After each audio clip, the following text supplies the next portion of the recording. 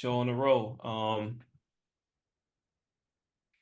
What's up, y'all? My name is Corey State Trapping. This is the Trap Talks podcast where we talk about the intersection of culture and tech. And I got my guy here, Fred, um, engineer, senior iOS engineer at Carvana. You know the car app company where you can like buy a car like you're in a vending machine.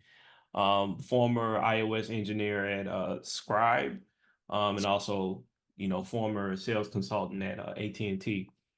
Um, did I miss anything? No, that's pretty much it, man. Cool, cool. Um, so let's start from the top. How did you get so good at networking? How did I get so good at networking? I think for one, I don't look at it like networking because networking seems kind of corporate. I'm more of the camp of how do you build genuine relationships with people and just be yourself because nobody ever wants to feel like they're being used. And I feel like, especially in the year 2024 and especially post COVID, people are just like looking for a genuine connection. And if I just happen to be able to help you out with your network or through your career, that's just a plus plus. Right. Um, Kanye has a line that I'm quoting Kanye here, but he says Mhm. something sort like, um, it there's nothing wrong with being, you want to be useful, Yeah. right? Mhm. Like, and when I think of, when I think of networking, I don't think of it as like necessarily like transactional. I Right. think of it as like, hey, you know, if I can help you, I can help you. If I can't, I can't. Yeah. Yeah. So how did so walk us through, like I was looking at one of your previous interviews. You said you was working at Papa Do's. You said you was working at AT&T and up late coding and stuff. And that people called you like the Apple iOS, the Apple guy. The average person don't know what iOS stands for. Um, but yeah, like kind of walk us through that path of working at Papa Do's and staying up coding, Yeah. right? Like walk us through that. Yeah, absolutely. So the year is 2015.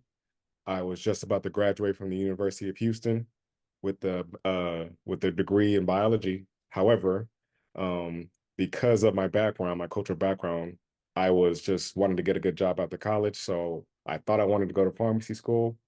Then I actually interned at a pharmacy, found out I completely hated it. So maybe a couple of weeks before I graduated, I was like, "Hey, mommy, look, I don't want to be a pharmacist anymore. It's not really what I love to do." And she took it pretty well. She's like, "Okay, Ricky, if that's what you want to do, it's your life." I was like, "Oh, okay. If that's the reaction I was gonna get, I would have changed my major like 3 years ago, right?" So graduated, and obviously I needed a job to pay the bills because I didn't want to just go back home. I still wanted to stay in Houston for some time to kind of, figure myself out and discover who I am. So hit up one of my frat brothers. I was like, "Hey, I need a job." And he's like, "All right, well, you can kind of work at Papados in the meantime until you figure out what you want to do." Right. And yeah, I did that. And as I was working at Papados, I still kind of discover what the heck I was interested in. And I came across a Business Insider article that said like 52 courses to change the course of your career. And I was like, okay, well, I don't really have a career right now. So I wanted to look at this article. And one of the courses were Introduction to CS50 by Harvard EDX. I was like, okay, I don't know what computer science is, but I've always been into tech. So sure, let me check it out. And I took one class and I absolutely fell in love with it. And I was like, wow, like what is this industry? What is this field? What's a program, for loop, C sharp? Like, what is this? It's pretty much all brand new to me. So I was pretty much trying to teach myself how to code in the meantime, or just following the instructions of the course. And I know I still need to do something else to get to the next level. And since I didn't have a typical computer science background, I was like, all right, what's like the next tech adjacent that I can kind of do to kind of break in the industry? And that's why I got a job at AT&T as a retail sales consultant, where I eventually turned into like the Apple guy because I was the main one pushing Apple products. That's not because like I was anything super smart. I was just like, oh, I just like Apple as an operating system more than the other the other the other products. So that's where they gave me my my Apple Master or Apple Kai's title. Yeah, yeah. And I used to work in sales, and that one of the things I worked in sales before transitioning the product. But one of the things that later on in my sales career, I wanted to make sure of like, do I genuinely like the product that I'm using? Because if Hmm. that's the case, I'm not necessarily selling it, I'm telling you like the Right. benefits of it. Um, Hmm. So I like how you said like, hey, I just like Apple, right? Like, and people can tell, right? Like people can tell when you're like really pushing a product because you're trying to hit quota. Yeah. And we And definitely have to hit our numbers. Like if it was a product that I had to sell, like we had to sell what do we have to sell? We had to sell like home and no, it's a home monitoring, a home security for AT&T. But I'm like, nobody goes to AT&T expecting to buy home security. You just want to get a phone case or you want to get a plan and get out. So I'm like, okay, my manager's like, okay, kind of push the home security, home security. I'm like, all right, sure, but it's like it just wasn't there.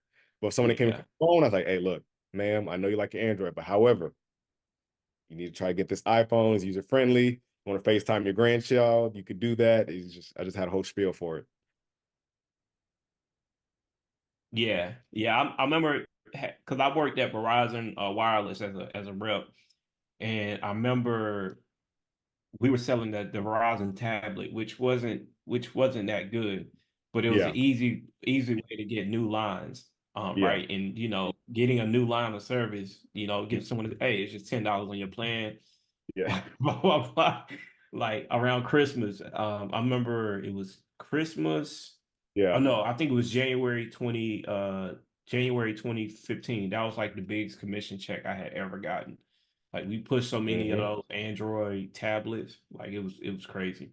Like so, the understanding your quota is one of the best ways to get paid, but obviously, but loving the products that you sell too. So, Absolutely. yeah. Um, so what was it about pharmacy that you didn't like? And I know you mentioned about the family pressure and stuff, and I have friends who are Indian, so I've heard similar things as well too. But what was it Yeah. about pharmacy school or being a pharmacist you didn't like? Because they make great money. Like Yeah. pharmacists make just as much, if not more, than engineers. So, but Yeah. So yeah, it was the fact that I have to go to school for another 4 years or 2 to 4 years. I'm like, do I really want to do that? Especially for something that I just do not want to do. And the fact that you're just in a hospital all day. Well, at least where I was interning at a hospital pharmacy. Well, I was literally just putting like just labels on those little drug capsules. I'm like, this is terrible. But it's like obviously I know you're gonna do more than that. But just I don't like being in a hospital. If I can avoid going to the hospital, unless it's like great news, like a child being born, I'm like, I'd rather not step foot in the hospital. So that was like indicator number one. And then number two, the fact that, organic chemistry, I hated that class. I had to drop it because it just wasn't for me. I was like, this is like make it or break it. So like one, pharmacy was very boring, and then the class organic chemistry was supposed to be like all right, if you can if you can pass OChem, then you're really probably going to be in the medical field. But if that's not the case, then you should probably look to do something else. yeah. Yeah, one of my good friends is he works he's a pharmacist, him and his wife. And he also trades, which is quite interesting. But yeah, I've heard that a lot when people get into like physics or like that chemistry class. I feel like those are a lot of like weed out, like they weed you Yeah, out. Yeah. yeah, absolutely. Yeah, Yeah. exactly. So did you have anybody in your family, immediate or extended, who were working in tech that also inspired you, or it was just you finding that article and then coming to the realization like, hey, this isn't for Yeah, me. I had nobody in my family worked in tech. Everybody was either in working at Wall Street or working in the medical industry. That was pretty much it. It was like, all right, either be a doctor, be a pharmacist, or work on Wall Street. And nobody really it's like I had cousins that lived up north, but we never really talked about job. It was mostly about life stuff. I was like, oh, I didn't know you could. I probably if the opportunity presented itself, I probably would have been on Wall Street too had I known. But no, we were just kind of just nobody ever brought it up. It was mostly just medicine, medicine, medicine, medicine because we are very big on job security. Like, oh, if you're in medicine, you'll never get fired. People are always gonna be sick. That was the only motivation for people pushing medicine on me. Yeah, yeah. So walk us through your typical day at AT&T when you say you was doing sales, you working like man, it was funny when you said that the interview you shared with me, you was like, yeah, I was working 7 to 7, and I was like, I remember those days. Like, Yeah, no, I think I was working from 10 to 7. yeah. Yeah. Um, so what was it like? You're on your feet all day talking to people, and then you come Hmm. home. You don't feel like talking to nobody. You just want to lay Yeah. down, chill. Like walk us through that, and then you were like, hey, I'm just gonna learn this coding and stuff because Actually, I will say it probably is a blessing in disguise that I was able to talk to people every day because I feel like I could also use that now in my day-to-day job because how engineers they're known for like being socially awkward and not know how to make eye contact and things of that nature, but that's just not my personality. I'm always known to talk to people, somewhat of an extrovert, but I could actually do that. So I'd say one, that's a blessing in disguise. Like, hey, look, you know how to speak, you know how to speak to tech. Typical day, I would just get to the store, log in, wait for a customer to come through, try to sell them some product. My teammates and I, we would take turns like, all right, you want this person, you want this person, depending on like our numbers. And honestly, bro, also during the times where I didn't have any customers, I'd be on my iPad just looking up something tech related, looking up something programming related, just like whatever downtime I had, because I know by the time I get home, I had to study again. But I'm like, let me at least make the most of my time here now to like learn as much as I can, especially if I'm on the clock too. yeah, yeah. It's funny you talk about how like engineers are like some engineers are like socially awkward. Yeah. And I That's remember, that's a stereotype. I mean, I've known more, I've seen some engineers that are like that, but I've seen a lot more engineers that are just normal people. But I think it's because people watched Silicon Valley and they're like, okay, that's what all engineers must be like. right, right, or they watched the Facebook movie and was like, Yeah, exactly. I actually didn't like it when it came out because I knew I had studied the history of Facebook so much, and so I watched. I've never seen the movie, but I Mhm. remember watching those clips. I'm like, he doesn't act like that. Like he's like that, but not really. Yeah, Uh, they got a dramatized thing, man. right, right. But yeah, that was an engineer in one of my previous jobs who um would speak his mind, and he would say things, and you're like, okay, yeah, you're an engineer. It doesn't it doesn't Yeah, matter. yeah, Like, yeah. Like he would say stuff like, I'm trying to think of one thing he said one time. He said, why does the customer want this? Why do they need this? And yeah, so the engineering manager's like, well, they have clients that they have commitments with, and that's why they're pushing us to do this. And he was just like, oh, okay. But it was just funny, like the way he articulated it. yeah. Uh, yeah. So what was it about? What is it about iOS that you like better than developing on Android? Oh, so the fact that I was already an Apple guy. So I was like, okay, Mhm. as I was kind of like deciding what programming language to learn, because at the time I was learning JavaScript, C Sharp, and all these other languages. But, to be really good at tech, you have to at least specialize, at least starting out. And I was like, I wonder what like language I need to learn how to build iOS apps. And that's when I came across Swift that I was like, oh, okay. So maybe I do want to be a mobile developer because one, I already like Apple as a product. And two, Swift was maybe a couple of years old at the time, so I still felt like it didn't have its foundation as far as just like programming practices. So like, okay, I can kind of still get down on the ground floor and also grow with the language. So yeah, I really like Swift as a language. It's very safe, very user friendly. In fact, that I like using a MacBook, and obviously to develop iOS apps, it requires a MacBook. So I was like, oh, it's a win-win. Let me Yeah, go the iOS route. yeah. Do you think using because aren't there and you can correct me if I'm wrong here, but aren't there like emulators that allow you to write the app and then it pushes it to Android and iOS? Oh, like a cross-platform, like something like a Xamarin or Yeah. Flutter, those type of things? I don't remember their names, but you Yeah, you like maybe like React Native, your Xamarins, your Flutters. Actually, my first job it was a Xamarin. I was working in Xamarin, C Sharp. Hated it, and just the fact it just seems like every time people or big companies try to go the cross-platform route, it sounds good until you need a very special component, or unless you get to the point where you actually need to debug a very specific issue, and then you're like, oh crap, nobody's done this before. We don't know how this works because obviously a tool like Xamarin, Flutter, or React Native is probably still under construction. And they're like, you know what, we might as well just build it native because at least there's a foundation and tools to help me debug and figure out what's going on. right, right. Um so what drove you to leave AT&T? I felt like I needed time to learn and study full time. That's like, okay, like I don't want to get a computer science degree because from what I've seen on the internet, that's not really required. So I was looking at different programs where I could actually learn iOS development, and that's when I came across the IronYard bootcamp, the coding bootcamp in Houston, Texas. So three Yeah, months, yeah, and you learn everything allegedly. And yeah, so I was like, you know what? Let me just take a leap of faith. And all right, I'm gonna quit AT&T and just study full time and try to get this iOS app. yeah. So I'm assuming you made enough money from AT&T to where you was like, all right, I can live off my savings or whatever. Uh, Actually, I really couldn't live off my savings because I was married at the time. So by God's grace, my wife she was a teacher, so she was making enough to support both of us. And it helped that we were in Houston, which is a pretty cheap area. So, we could afford to take some calculated risk.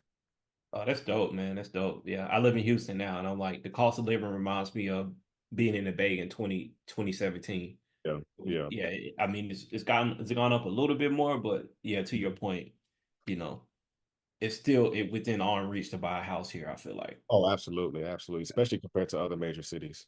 Yeah. So let's talk about that, right? Like you were married at the time and she was supporting you all on the teacher salary. Like, Hmm. do you think you would have been able to make this journey without her? And like, what are some other things she did to support you? No, because one, my wife is a very faith-filled woman, and she knows she's an encourager, she's a teacher. Sure.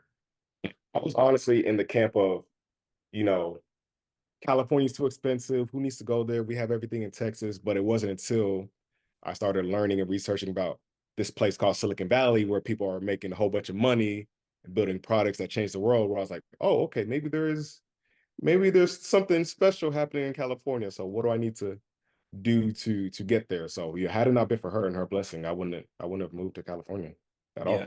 yeah. So describe to me how was the tech scene back when you was here before you moved to the Bay? In Houston, Yeah, in Houston, yeah. I think it was up and coming. There were some things going on. I know there was a couple of incubators at Station Houston. I think it just rebranded to like Ion or Eon or something like Yeah, that. yeah. There was a couple of hackathons that were hosted by the University of Houston, and I remember there was a startup incubator somewhere in the medical district. If you like were really big into telemedicine, there was a place for that. But it wasn't anything like in Austin or New York or Silicon Valley. I think it's still pretty up and coming. Because in my opinion, I feel like Houston is still a probably real estate, oil and gas type of place. Like if those are the places you want to make a lot of money, or those are the industries you want to make a lot of money, Houston is a great place for it. Yeah, yeah, I agree with you. I see tech companies here and it reminds me a lot of the Triangle tech scene. Mhm. Um I'm not really necessarily seeing a lot of big checks being written. Yeah, Uh, but I do see like a lot of quote unquote support yeah, for startups, but I don't necessarily, I haven't opened up TechCrunch or the news and say, okay, this company just raised like 5 million. I haven't even heard of any companies here raising like 1 million within the past like 3 years yeah. since I've been Sounds here. Which isn't, I don't think it's necessarily, I don't know, I think it's necessarily bad, but it just means that as far as the funding, like you said, I think it's more like oil and gas, right? yeah, yeah. Like the oil and gas industry is kind of like they're doing like a lot of them are getting into crypto, right? So I'm hearing most of the innovation come around that oil and gas. Hmm. Yeah. So you make the decision like, hey, I'm gonna go to the Bay, and then I remember me and you met. How did we meet? Did we meet on like a Slack group or something? I think it might have been Wayne's Black Men in Technology Slack group. Yeah, Yeah, I think that might have been it. yeah, yeah. And I remember when I met you, and this is why the first question I asked you, like, how did you get so good at networking? I was at Yelp at the time. Yeah, I was trying to get you on at Yelp, but it didn't really come to fruition. But I just remember thinking like, man, I don't know where this guy's gonna end up, but I'm like, yo, he's gonna get it. Like appreciate I've met some people where it's like they need my help or they need help, but then for you, it was just like you was very direct. It was like, no, I need this. Boom, okay. and you just pew, and then all of a sudden, I remember I look up, you're at Scribe. Yeah. Yeah. So walk us through that, like that whole process, because that's pretty scary to just go from a place where you come from all the way to a place where you don't even really know that many people, Mhm. and then to start thriving. So yeah, walk us through that. Yeah. So I'm a big believer in working with what you got. So for example, I have an internet connection and I have Slack. And I've heard about these communities where, hey, if you're just either black in tech or if you're just a junior engineer, join this group just to network. So I was very active in those Slack groups, whether it's just either asking questions, posting articles about what's going on in the industry, just so the because I already had a goal, so I'm already going to live here anyway, so I might as well know the who's who of Silicon Valley. So once I touch down, or if I do visit, I'm like, hey, let's link. I'm here. Let's go for coffee. Let me treat you because you've either helped me in some way, or let me just, how can I help? Even though I have nothing to really help with, but I'm like, I still want to be like a servant. I want to have that type of attitude. Yeah, man. And just kind of actually have like a clear goal. Like at that point, I feel like during that time I had a whole personality change because I was very big into clothes, shoes, and being a sneakerhead. And I got rid of all of that. And I really wanted to like really just truly embody like, all right, what does it mean to be a Silicon Valley engineer? So like, all right, look, I'm not wearing nothing but hoodies, t-shirts, one pair of shoe, and that's it. Like I was like, look, if this thing does not align with my goal, if this object does not help me go further to being a software engineer in Silicon Valley, it's not for me. Now, people might be watching this and be like, that's freaking dramatic, but I was pretty desperate at the time because I didn't want anything else that bad. So I just had to, hey, this is where boys become men, bro. You got to get it or get lost, that type of thing. So that's the type of mentality I had. Like, even when I lived there, I didn't have a place to stay. So fortunately enough, a friend of mine who was actually in that Slack group, he let me crash on his couch for 3 months. I just paid him like $600, which, people are going to watch it and like, you pay $600 to sleep on the couch for 3 months? I was like, yeah. Had one duffel bag. Like I said, I was in the whole Silicon Valley thing, man. I had the same 5 pairs of jeans, shirts, and just rotated it. And I was like, all right, this is how we're gonna live until, I can actually save up enough to get an apartment and my wife move out here. Because at the time she was working at an elementary school and she was doing Teach for America. So she still had 3 months left on her contract. So at that time I was just crashing on somebody's couch. Yeah, yeah. That's and a lot of people don't understand it, but the Bay is like one of the highest cost of living places on earth to live. So that $600 rent that you pay to your friend to stay is like, that can get you a whole apartment at that time in And he was Houston. like, oh, bet. He's like, ah, yeah, come crash on my couch. Yeah, yeah. I was just grateful that he let me do that. Yeah, yeah. And it also like the fact that what I'm hearing is that your wife had a lot of trust in you, right? Because it's like, yeah. So when you did that transition, you're in the Bay, did that change our relationship? Did it put a strain on it? Did it make it stronger? We had to definitely be a lot more intentional about how much time we spent together when we were together. And the fact that, this entire thing was just all it had Jesus written all over it anyway, just like everything that was happening and the connections I was making, the interviews that I was on. So I was like, okay, if I'm following God's plan, he's gonna provide it anyway. So we just have to have that at the forefront of our mind, like, hey, we are following God's plan and he's gonna cover and protect us. And by his grace, we're still here. Yeah, yeah. So, all right, so you're doing these interviews. Walk us through that process of getting better at interviews because you said in the beginning you bombed a lot of them. Well, not Yeah. in this one, but in another interview I saw. You said you bombed a lot of them. So, Yeah. walk us through your process of getting better at interviews? Practice and bombing interviews. That was literally I just here's my thing. It's like I was looking at like a milestone, like, okay, I applied to 300 jobs, I got zero feedback. Cool. All right, I applied to another 200, I got maybe 2 calls. Okay, some progress. We're moving in the right direction. I speak to the recruiter. All right, I get moved on to like initial phone screen, bomb those. Okay, let's go back to the drawing board. What happened during these interviews that you were bombing and why weren't you succeeding the way you wanted to? So I just kept kind of had to keep learning and learning how to do those things. And then eventually, I was in the Bay Area. I was actually in San Jose for a conference. And then I made a video, reached out to my network. I was like, hey, look, I'm a coding bootcamp grad. trying to make it in Silicon Valley. I'm just trying to encourage people, low key encouraging myself, like, hey, look, I know we don't have the Stanford computer science background, but if you got a dream, if you got a goal, if you got faith, go for it anyway. And apparently that message resonated with a lot of people to where I was able to get even more interviews. They're like, oh man, I remember when I was back in your shoes. I remember trying to get it out. Hey, DM me so I can refer you to my company. Hey, I'd love to take you out to lunch. And then I had maybe 4 interviews from that. I had an interview at, I think, Yahoo, Square, and Facebook. And I also had an interview at Script, but that was because of a connection I had at a Slack group. He was like, hey, you're in the Bay? Come meet the hiring manager. And then, the hiring manager was very aware of my skill level, but he saw my eagerness and my passion. He's like, okay, worst case scenario, let's interview him and see how he does. We know that he's very junior, so we know he's probably gonna need some support. And they gave a chance on me with a 3-month contract. So worst case scenario, um, I got 3 months of experience. They got 3 months of work, but it didn't work out. But actually during those 3 months, I showed signs of improvement. I was a very good team player, and I was a full-time employee where I worked there for about 2.5 years. Oh wow. Yeah. So that was. I'm trying to think how long that wasn't. So that wasn't that long after we actually initially met when you was applying to Yelp, was it? That Yeah, I was think that might have been earlier in that year because I remember I went to the F8 conference, and I think that's when we might have linked up. I think that was 2018, so it might have been spring 2018, and then I came or fall 2017. It's been so long, I can't remember. But yeah, I think around that time, I definitely got better. yeah. It was. I think it was 2017. Yeah, it was 2017 because I left in 2018. Okay, Um, yeah, yeah. Okay, yeah. yeah. Yeah.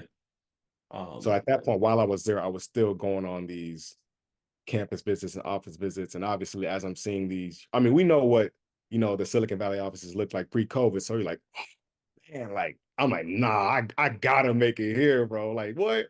I get fed breakfast, lunch, and dinner. Say less. I'm sold. I'm sold. Let's get it. Yeah. Let's work I could hear. Yeah. Um.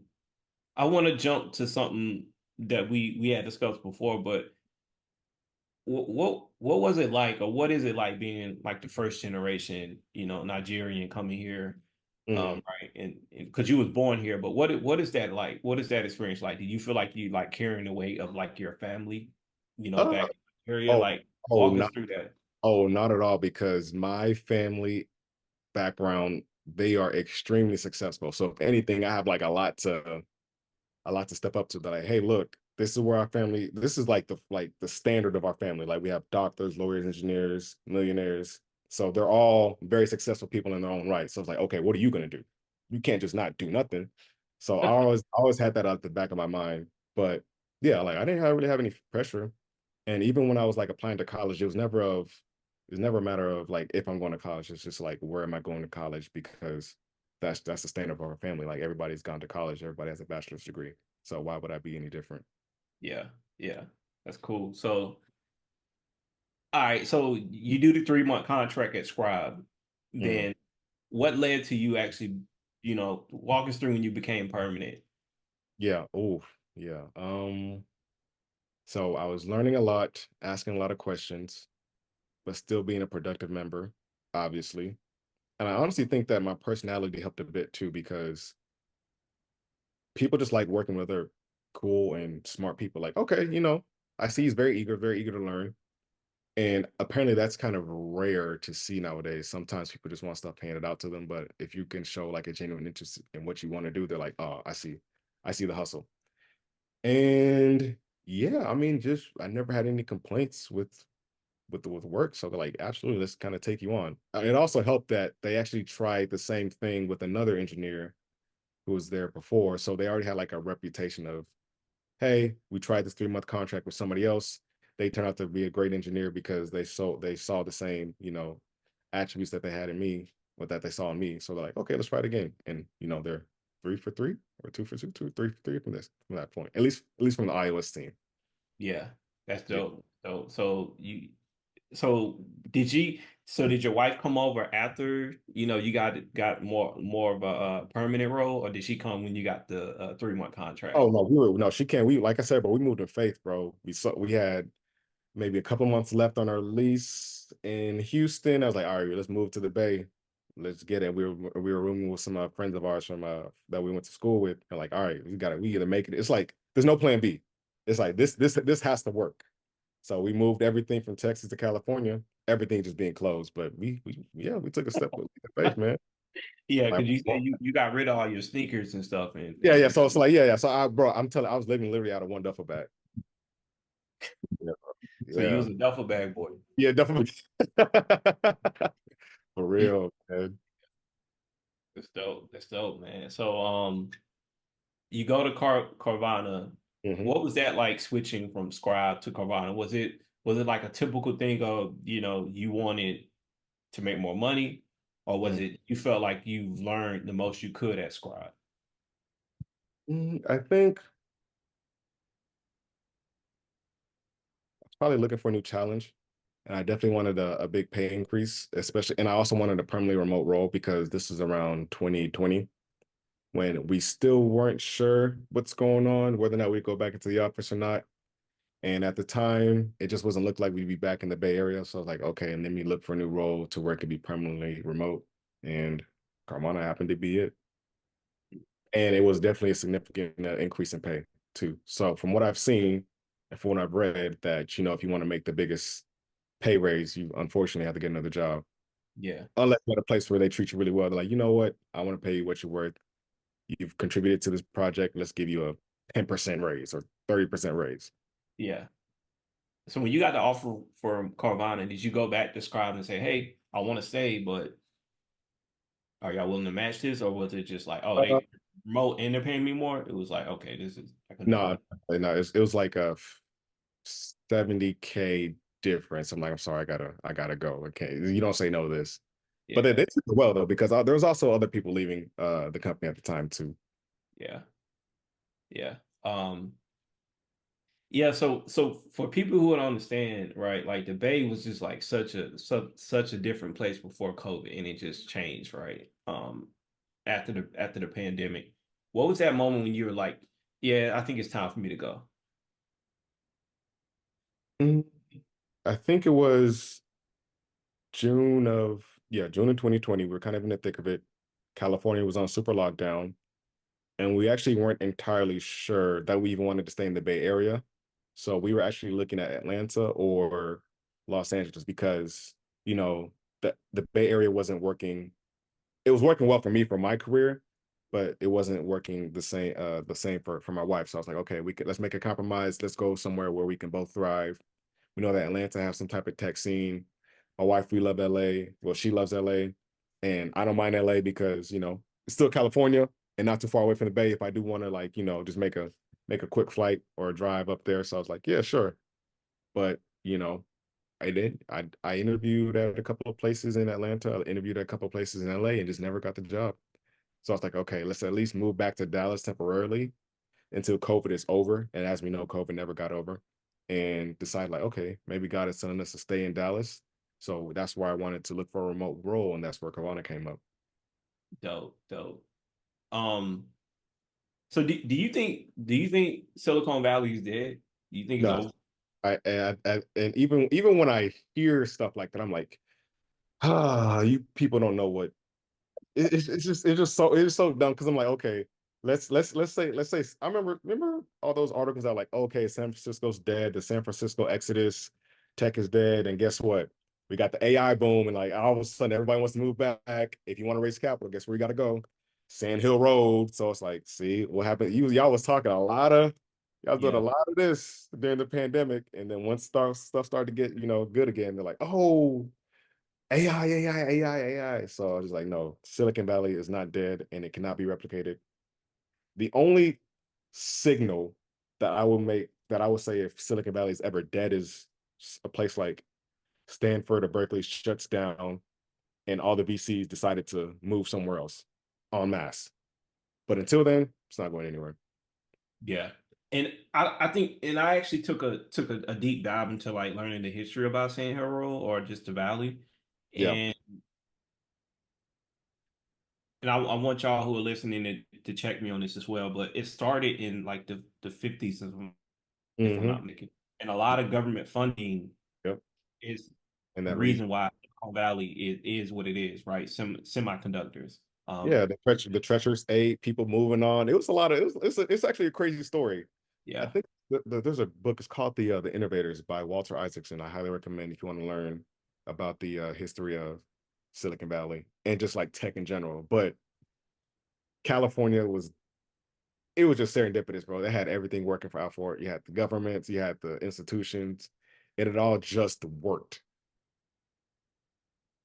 yeah. So yeah. And I think also too it's a residual impact of the gold rush too, right? So, you go to Cali to it's almost I'm thinking of like the Apple commercial, right? The Misfits. Right? Mhm. Yeah, yeah, It's like people who tend to go to Cali um are on the cutting edge of whatever industry, right? And yeah, so it's like that was innate in this nature. And so a lot of it's a lot of the old money didn't leave. Like Sand Hill Road didn't go anywhere during the pandemic. Um, and like you said, it's like now it's like I hear a lot of like AI companies are going back raising yeah. money. Like Mhm. they went back. And I actually think that like quantum computing, I think we're going to see a similar way where I think that the valley is going to become the center of gravity for quantum computing when that actually starts really maturating and stuff like that. So Yeah, I think people underestimate how hard it is to build an industry. That's kind of like saying Hollywood is dead. Okay, so what's the alternative? There is no alternative. Oh, Wall Street is dead. Really? You think all those big banks are going to leave Wall Street? So why would the same be for Wall Street, Hollywood? Why would it be for Silicon Valley? yeah, exactly.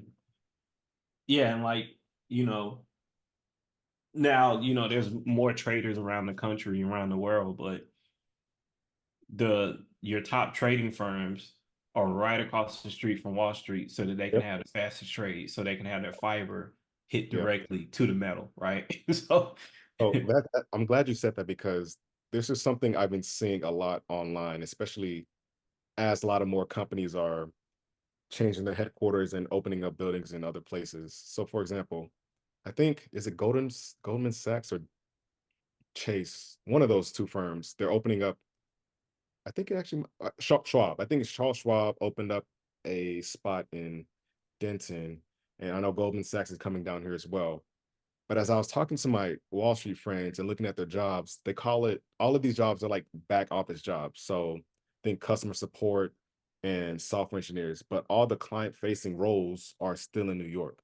So sometimes it's really good to read behind the headlines like, oh, so if this type of company is moving to your city, what type of jobs are they bringing? So for example, Apple, let's say they want to open up an office in, I know they have an office in Austin, but like what type of jobs are in Austin? Like, is it like is it customer support or is it product and engineering and hardware engineering? But if that's not the case, then I think that's just they're just opening up places because they just need a tax write-off or something. But for the exactly, most of their client facing or front office jobs is still going to be in HQ. yeah, yeah, exactly. And like you said, right? I think there's a lot of I know for me, I moved to Texas for the tax benefits, right? There's no income tax, and so I'm effectively cheaper talent. We're effectively cheaper talent Yep. living in Texas, but Mhm. same amount of productivity as someone who's living in a higher market, right? Like New York or obviously, Miami is kind of going crazy right now, and obviously like the Valley. So Mhm. yeah. So do you think AI is a bubble or do you think it's here to stay? AI Uh, and machine learning. yeah, it's definitely here to stay. I will say that just like most Silicon Valley booms and busts, you're going to have a lot of players rush into the space. They're going to duke it out and then let the best company win. And you probably have like maybe three, four big players. And there's going to be another boom. There's going to be another bust. It's like cyclical at this point. But Right. it just makes us it's like we opened up Pandora's box. Like we're not going back. That's like saying like, okay, guys, the mobile phone was cool, but let's go back to wire joints. Like we're nobody's doing that. No, but you can't have you seen these kids in their iPhones and the iPads? And like, nah, you're not taking that away from them. So that's Yeah, like, how would you take away AI from people? Like, and AI isn't just Chat GPT. Like, what do you think is powering your recommendations on YouTube and Netflix and all these streaming services? yeah, yeah. And so I actually went to a data science conference, and it like because I've been taking a deeper dive, and I've done been doing research on AI for at my last job. I was working on a recommendation platform for Mhm. something. It was like a tinkering idea that I had. Um, and all these companies have been using it. That's the thing that, like, so people, my friends outside the industry is like, oh, AI, ML, I'm like, they've been doing it, right? And so when you, particularly machine learning, right? And so one of the things I learned at that conference that I went to was that machine learning is more of the back end stuff, or stuff is like for the recommendation platform or predictive analysis, right? That's machine learning. But when you get into like generative AI, that's being used more for data mining, right? So like let's say you want to figure out what most people are searching for online, right? Effectively, the Google search is like a generative AI, right? Yeah, And so then they go back and like, oh, okay, well, we need to tweak our searches, our ML on the back end, quote unquote, to show these different data points or information that people are seeing. So for me, it's almost like we've been in the AI ML boom. And I actually do think it's a bubble, but I think the tools are useful. I'm really interested in seeing how this regulation plays out because, with ChatGPT having the different regulation issues, and I forgot who, I think it was New York Times was suing them saying that you used our content without our permission, yeah. right? So, yeah, That is a great point because, you know, yeah, I was just thinking about like because ChatGPT, they use so much data, and depending on how they figure out, like, all right, you need to pay us for a license. Or like, hey, if you want to use ChatGPT, you can either subscribe for different types of sources, New York Times, The Economist, Guardian, these type of publications, or you can get the free model where it's just basic, no New York Times, no Wall Street Journal, no Financial Times, those type of things. So I think that's going to be the biggest, one of the biggest, regulatory hurdles that the companies gonna have to go through. yeah, yeah. Like that's one thing that people and I've spoken to when I was at that conference is like who owns the data. Yeah. And that's one thing I kind of noticed about a lot of the AI companies that are kind of spawning up, these startups, they don't actually own the data. They're using somebody else's data model, right? So, um, but yeah, so how has AI changed how you build apps or thinking about building apps on iOS? Has that changed anything, or are you still kind of doing it the same way? Or does it add like a extra layer of complexity to it? So for my role, we we were using Chat GPT as just like a tool, like, hey, if I have like some error message and I know what the solution is, but I'm like curious to see, all right, let's see how good this AI thing really is. That's where I was like, all right, put in error message, see what solution it gives me. Or if I just have some type of question, or if I want to figure out another way to build a feature, I kind of put Chat GPT to the limits and see how good it really is. But Mm, it's not like taking over my job or anything. It's literally just a tool like I use like Google or something. Or like whatever I have a question from, or if I had a question I'd ask Stack Overflow, I don't go to the website anymore. I just ask ChatGPT. right. Because it probably has information from Stack Yeah, Overflow. exactly. um, you know how they talked about engineers, right? How engineers have basically been replacing the common worker, Hmm. right? Do you think that AI and machine learning are going to fully replace engineers? Because there's I think it's called meta programming, where it's code that fixes itself or something like that. You know more about it than me, but do Uh, you see AI replacing engineers? no, because I feel like somebody's gonna try it and they're gonna lose their clients' money, a lot of money, to the point where like, see, this is why you need to at least have some type of human element. You can't just let a robot run wild, because who's checking its work. Yeah. Yeah. And you know the interesting thing about AI and what I learned about like and I like this analogy, right? We haven't figured out how our brain makes decisions fully, right? We think we know, but we don't know. And a lot of these AI models, we actually don't know how they're making decisions. Yeah. Like it's kind of crazy, right? Hmm. So, and I've thought about this too. Will AI replace product managers? And I have a real big resounding no because with these AI models, right, you have the large language models, and you have the small language models, right? So like a large language model is like looking at all the data on the internet, and then a small language model is just looking at healthcare Hmm. information, right? As a PM, there's a lot of different areas that we have to know, and then we sit in the middle.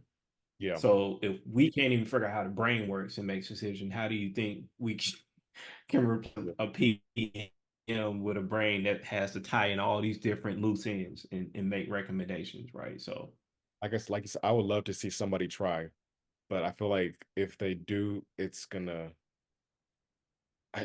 I just don't see it. At least not now. Maybe in 100 years, I could be wrong, but now from the next 15, 20, probably be safe. I feel like the things that are mostly in jeopardy are things like maybe content creators, like, or if you're really big into stock photos, you could just ask, what's the new open AI tool? Is it Sora that gives you like that you can put in a prompt and then gives you a generates a video? I think it's Sora. Hey, give me I a think it's so. yeah, may give me a video, a short clip about Napa Valley, and then boom, there's your clip. So if you're a content creation, that might be a little bit more scary, and that's when you're probably going to need to be a little bit more personable and creative with what your content is actually doing. Because at the end of the day, bro, people Yeah, like yeah, interacting with people, not just AI. I'm still in the camp of human interaction will still trump all. For example, let's say you have a problem with your bill and you're talking to this chatbot and like, okay, this chatbot's clearly not understanding what I'm saying. I need to talk to representative, agent, press zero. Just do whatever you got to do. But you're still gonna want to talk to a human because for whatever reason, I don't know how many freaking language models this thing has been learning from, but it still can't answer a simple billing question. So at that point, you're still gonna need a human. So I wouldn't worry just yet. yeah. And the one thing that I say that scares me about AI is that the data behind it, right? And so a lot of these models that are used, um, they're not taken into account um underrepresented communities, right? Yeah. And on top of that, you just can't necessarily pull out emotion from words. Like I can go on Facebook right now and look at what people type, and I haven't been around some of my people in years, but I can read it and I can be like, oh, they're joking, or oh, they might be really mad. But if Yeah. someone's reading it and Yeah. they don't understand like ebonics, basically, it Hmm. looks like jibber jabbish, right? Yeah. So like, how do you how do you get AI model to put an emotion emotion con or whatever you call it, an emotion to that language? Yeah. Like I can show you some text right now for someone. It looks like they're mad, but they're actually really happy, and Yeah. vice versa. Yeah. So Put it like yeah, this: humans can barely decipher each other's emotions. So what makes you think an AI can do that? exactly. Um, yeah, that's cool, man. I guess what's next for you? Mm, what's next? I really am big into angel investing right now. So especially in African startups. So if I ever come across an African startup that I believe in, that I like what they're doing, I write a check. So right now, and also I'm also volunteering, mentoring African youth. That's dope. That's dope. And the thing that I like about what you're saying is, and I tell this to a lot of people, is you should double down on your strength, right? So I'm assuming, obviously you're Nigerian, so you're looking at Nigerian startups, and like from what I'm hearing about out there, like it's really going crazy. Like, and our market is so big to where they don't need to even look at any market outside. Like Yeah. they good inside of Nigeria. Like, um, what's the population in Nigeria? I know it's 300 million here in the US. What's the population in Nigeria?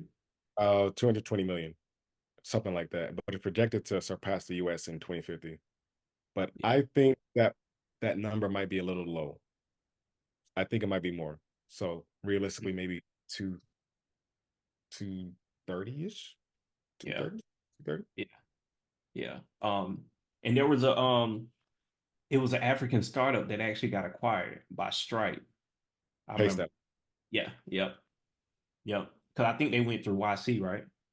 Yeah, yeah, Paystack went through YC. Yeah, there's actually been a lot of African startups gone through YC. I think Eden Care, which is a healthcare startup out of Rwanda, also went through YC, and there's a couple others. But like I said, I think YC they have their eye on the prize. They're like, all right, we know that tech is a global game, so guess what? We need to be in all the global markets. So once these companies do go public or do they have an exit, OIC can always still have that continuous flow of founders and startups and mentors to always gotta go through. Because if I'm not mistaken, I still think to attend YC, you still have to give up maybe 7% in equity. Yeah, Something like something like that. seven yeah, percent, and I think they give you 150 yeah, now. yeah. But I'm not gonna. But like I said, like show me the equivalent of YC outside of Silicon Valley. You can't do it. I mean that I mean, the only one I would say that comes close, the playbook is right there. Just rinse and repeat at this point. right? The only VC fund that I would say comes closest to, but they're like, they're like far though. I would say Techstars Okay, and yeah, Plug and Play. But mhm, it's like YC is kind of like clearly number one. yeah, Because even when you look at and this is the one thing I love, this is why what I really kind of love when I moved there is what you realize is that a lot of startups fail, but when you read TechCrunch, they were about to fail, but they got acquired. And then when you looked at who and why they got acquired, is because these companies shared investors tied to one of the big FANG companies. yeah. Or it's like, hey, dude, They have roots to acquire paper. my company. Yeah, Yeah, acquire my company so it doesn't look bad, so I can put more money into what you got going on. So you can at least show my fund breaking even or something like that, right? Um, so I think that's the real power of YC, like the interconnectedness of its network. I think that also speaks to the region too. Like even if you do fail at a startup, guess what? 90% of I think not either 90 or 99% of startups fail. Just the fact that you tried and you were bold enough to do it, that itself is a badge of honor. In any other place, you'd be like, wait, what happened to your little company? Oh, it didn't work out. Ah, you're trash. No, in Silicon Valley, like, oh, guess what? All right, hey, I'm on my fourth startup, and guess what? Now I made it, type thing. I Yeah. think you have so many examples of people who failed at the startup. I think one that comes to mind is the CEO of Slack, Stuart Butterfield. I think that's his name, Stuart Butterfield. I think he had Flickr or something like that. I think he had one startup and it failed, and then he started another startup. But the tool that the team was using to communicate, which ended up turning into Slack, that was his big exit. So I'm like, you just got to keep chugging and chugging and chugging, man. Yeah. And at the time, he wasn't, young Stanford 22-year-old grad. I think he was in his either late 30s or early 40s. So there's no age range to success.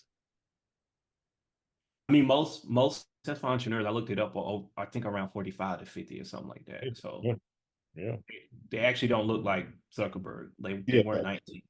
yeah, exactly, Yeah. exactly. Yeah. So hopefully that inspires somebody like, oh, hey, am I too old? No, absolutely not. Because with age, sometimes hopefully comes wisdom. Oh yeah, yeah. Hopefully it's Yeah, supposed hopefully, to. hopefully, hopefully, yeah. Just because you I, get I, older doesn't mean you get more wise. I know some old fools, so Yeah. so cool, man. Was there anything else you want to share with us, man? Mm, no, nothing on my end. Cool, cool. Well, I want to thank y'all for joining us today. Again, my name is Corey, stay trapping. I got Fred here, engineer for Carvana, also slash angel investor, writing checks for the African startups. Love it. Again, Trap Talks, where we talk about industry, culture and tech. And yeah, thanks for joining us.